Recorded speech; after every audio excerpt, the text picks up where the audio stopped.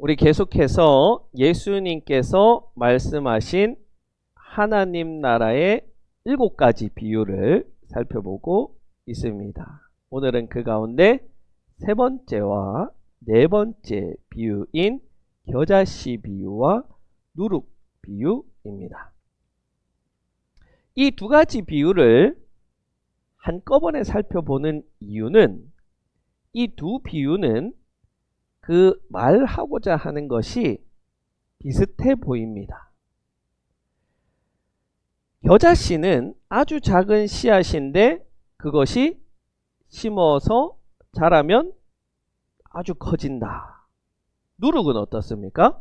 누룩도 마찬가지죠. 누룩을 많이 쓰지 않죠. 아주 적은 누룩이지만 이것을 사용하면 그 반죽한 것이 많이 부풀어 오릅니다. 자, 그것을 보면 하늘나라는 아주 작은 것으로 시작하지만 나중에는 크게 된다는 말씀처럼 보입니다. 욥기에 나오는 여러분이 좋아하는 말씀. 네, 시작은 미약하였으나 나중은 심히 창대하리라. 그냥 창대하면 안 되고 심히. 그것의 예수님 버전처럼 보입니다. 그래서 많은 설교가들이 이 구절의 하늘나라를 교회로 바꿔서 설교하기 좋아합니다. 마치 우리 교회의 상황 같지 않아요? 우리 교회가 시작할 때 아주 미약하였습니다. 제가 300만 원 들고 교회 인테리어하고 보증금하고 그렇게 이제 시작을 했습니다. 처음 우리가 예배 드렸을 때의 그때를 생각하면 세상에서 가장 작은 교회, 가장 미약한 교회가 우리 교회였죠. 숫자상으로나 질적으로나 지금 어떻습니까?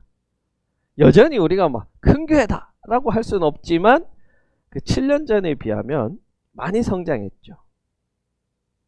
교인이 20명이나 되고 재정적으로도 많이 성장했습니다. 앞으로는 어떨까요? 너는 어느 교회 다녀? 라고 하면 나는 북삼 초대교회 다녀. 자랑스럽게 말하고 누구나 알아들을 수 있는 그런 교회가 되도록 꿈꾸는 그런 말씀처럼 보입니다. 그런데 과연 그럴까요?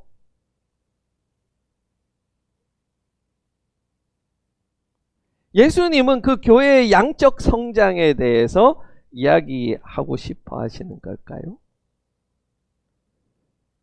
정말 그런지 말씀 속으로 한번 들어가 봅시다. 자, 먼저 겨자씨 비유를 봅시다.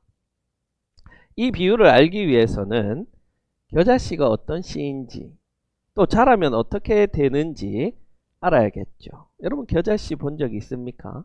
없죠. 겨자씨는 이렇게 생겼습니다. 어떻습니까? 이 생각보다 겨자씨가 그렇게 작지 않습니다.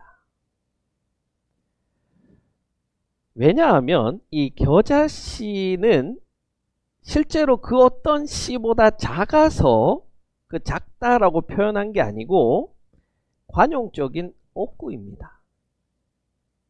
유대 격언에서 관용적으로 작은 것을 이야기할 때 겨자씨만하다 이렇게 이야기를 하는 거예요. 우리는 흔히 너 월급이 얼마야? 그러면 뭐라고 대답해요? 쥐꼬리만하다 이렇게 표현하잖아요. 쥐꼬리가 작을까요? 햄스터 꼬리가 작을까요? 햄스터 꼬리가 더 작죠. 그런데 우리가 쥐꼬리만하다 이야기하는 것은 관용적인 옥구로 이야기하는 거예요. 우리는 자꾸 이 크기에 집착하는데 그러면 말씀을 놓치는 거예요. 겨자씨만큼 작다. 얼마나 작을까? 나무만큼 커진다. 얼마나 커질까? 이거에 집중하면 안 되는 거예요. 자, 이 작은 겨자씨가 자라서 새가 깃드는 거대한 나무가 된다라고 말하는데 겨자나무는 어떤 나무일까? 이렇게 생겼습니다.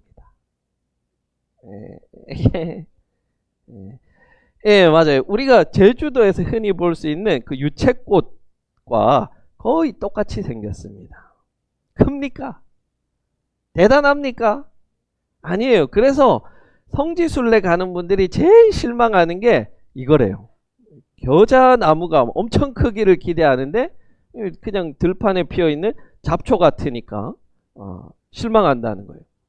겨자풀은 2월에서 3월 가나안 땅에 그냥 저녁에 가면 이렇게 유채꽃이 피듯이 흔하게 피어있는 잡초와 같다는 거예요.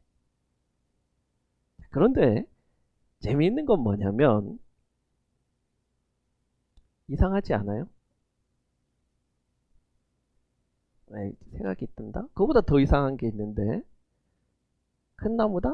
그거보다 더 이상한 게 있는데 흔한 걸? 자, 다시 볼까요? 오늘 말씀을. 하늘나라는 겨자씨와 같다.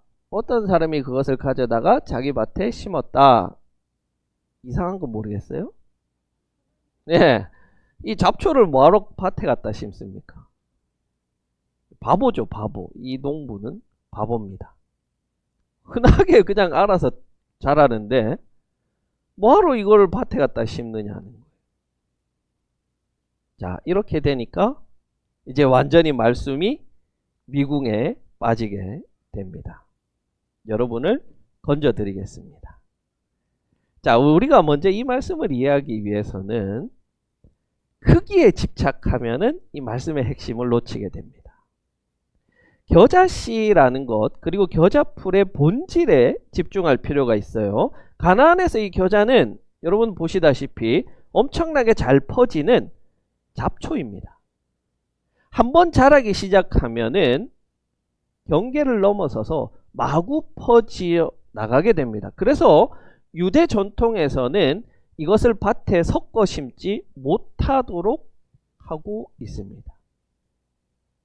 그래서 만약에 밭에 이것을 심었다면 내 밭과 네 밭, 이웃 밭의 경계를 허물고 마구마구 퍼져나가게 됩니다.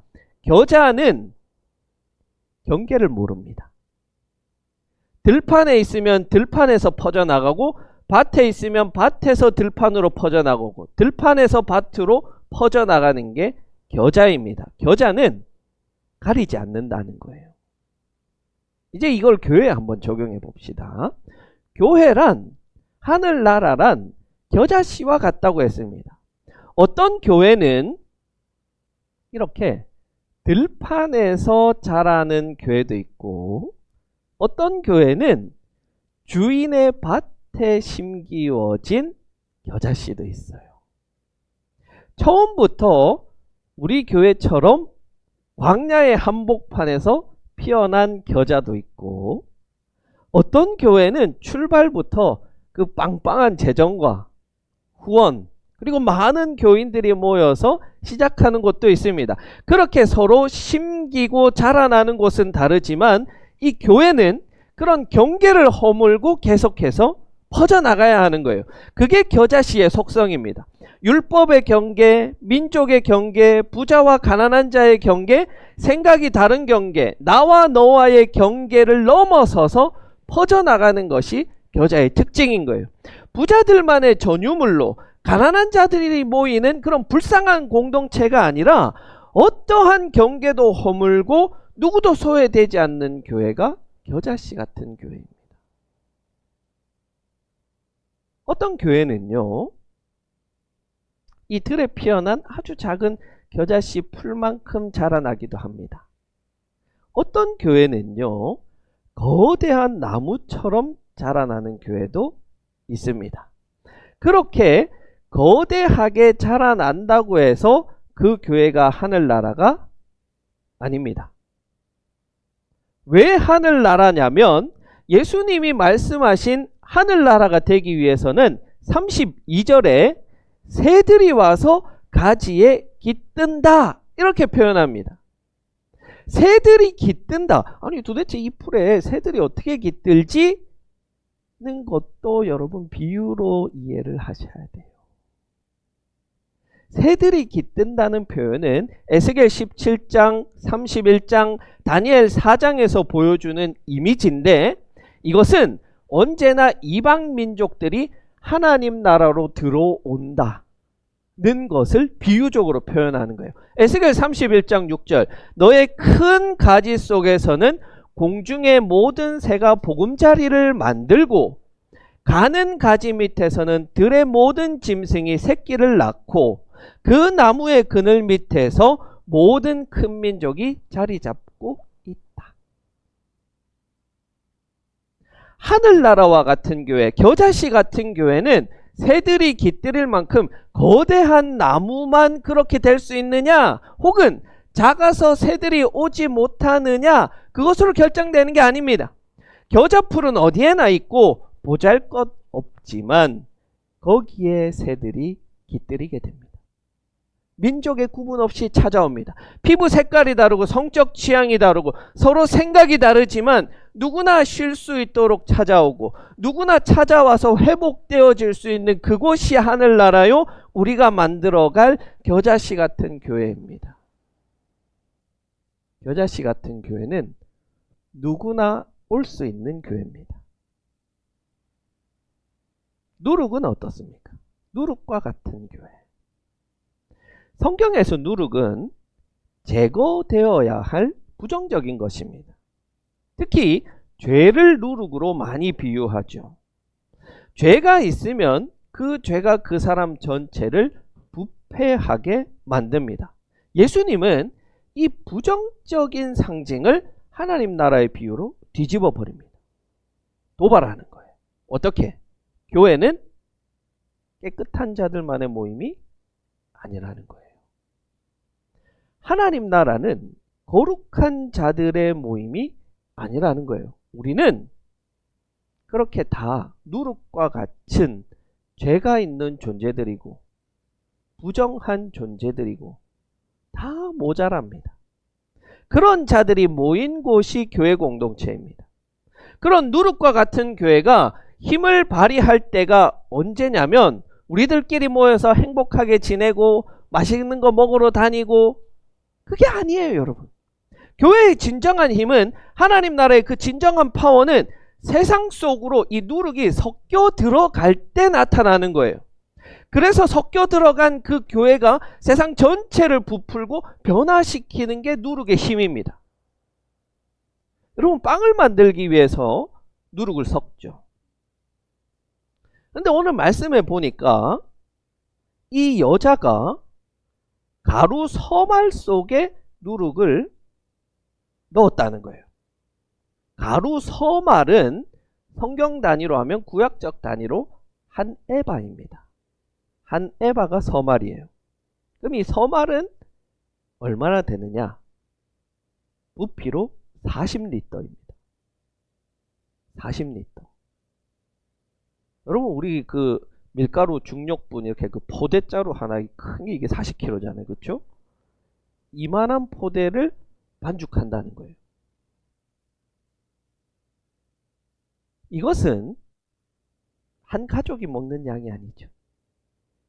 성인 100에서 150명 정도가 먹을 수 있는 굉장히 많은 양으로 여성이 혼자 하루에 만들어낼 수 있는 이 최고의 양이 이 서말 한 에바입니다. 그 말은 지금 이 밀가루가 굉장히 많다는 뜻이에요. 가루 서말이라는 건.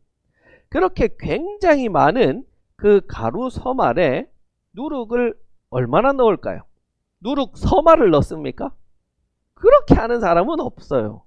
일반적으로는 1%에서 3%를 넣는답니다. 한 움큼도 안 되는 거예요. 그렇게 얼마 되지 않는 적은 누룩이지만 그 적은 누룩이 가루 곳곳으로 퍼져나가서 가루가 부풀어 오르게 됩니다. 여기서 온통 부풀어 올랐다 라고 표현하고 있는데, 이 온통이라는 단어는요, 헬라어 홀로스라는 단어인데요, 이 홀로스는 올이에요. 올. 전부 하나도 남김없이 1%밖에 되지 않는 누룩이지만 가루 곳곳 하나도 빠짐없이 전부 숨어 들어가서 그것을 부풀어 오르게 만들었습니다. 누룩은요, 내가 가고 싶은 곳만 가고 가고 싶지 않은 곳은 가지 않는 게 아니에요. 가로 곳곳 어디든 가는 거예요. 무엇이든 가는 거예요. 그리고 가서 그곳을 변화시키는 거예요. 부풀어 오르게 만드는 거예요. 그게 누룩과 같은 교회입니다. 누룩과 같은 교회는요, 어디든 가는 교회예요. 교회는 하나님께서 보내시는 곳 어디든 가야 하죠. 그 교회가 큰 교회든 작은 교회든 부자 교회든 가난한 교회든 교회가 가야 할 영역에 제한이 없습니다. 그러나 많은 교회가 나가지 않습니다. 교회라는 울타리 안에 자기들을 스스로 가두어 놓고 여기가 천국입니다. 여기가 행복합니다. 여기가 좋습니다. 자기 위안에 빠져 삽니다. 교회만 그렇습니까? 여러분은 그렇지 않습니까? 그냥 말씀 읽고 묵상하고 하나님 여기가 좋습니다. 저는 이대로 살겠습니다. 그 신앙 안에 머물러 있지는 않습니까? 하나님 나라를 사는 것은 좀 귀찮고 두렵고 하기도 싫고 부담스러워서 하지 않지만 하늘나라는 하나님이 보내시는 곳, 보냄을 받은 자들에게 기꺼이 나아가는 of all, 전부에게 나아가는 그것입니다. 그것이 어떤 사람 어떤 자리이든지 내가 좋으면 하고 싫으면 하지 않는 것이 아니라 어떤 자리라도 가서 그것을 하나님 나라로 만드는 자들, 그런 교회, 그게 누룩과 같은 교회입니다. 이제 알겠습니다.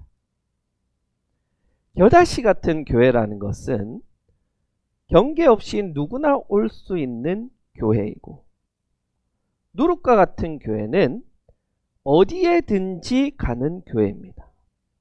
그게 하나님 나라의 모습을 간직한 교회 공동체입니다. 이제 여러분 다 이해하셨을 거예요. 그래, 맞아.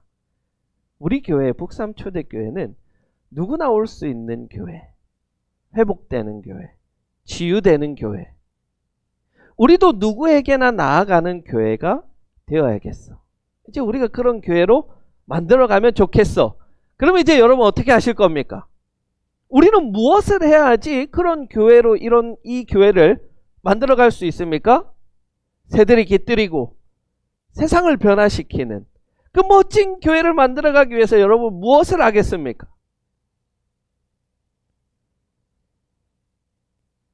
안타까운 것은 뭐냐면 오늘 본문은 우리에게 무엇을 하라고 말씀하고 있지 않는 거예요. 겨자씨에게 한번 물어봅시다. 겨자씨야, 너는 어떻게 해서 자라서 경계를 허무니? 그럼 겨자씨가 뭐라고 대답합니까? 저는 경계를 허물기 위해서 결심하고 태어났습니다. 그렇게 말하지 않습니다. 왜냐하면 겨자씨이기 때문에 그렇게 하는 거예요. 누룩에게 물어봅시다. 너는 어떻게 밀가루를 부풀게 하니? 저는 밀가루를 부풀고자 다짐하고 태어났습니다. 누룩이기 때문에 부풀어지는 것이지 결단과 결심과 무엇을 해서 만들어가는 게 아니에요. 하나님 나라는요, 내가 이렇게 저렇게 만들어가는 것이 아니라 내가 겨자씨가 되고 내가 누룩이 되어야 하는 거예요. 이건 정체성의 문제예요.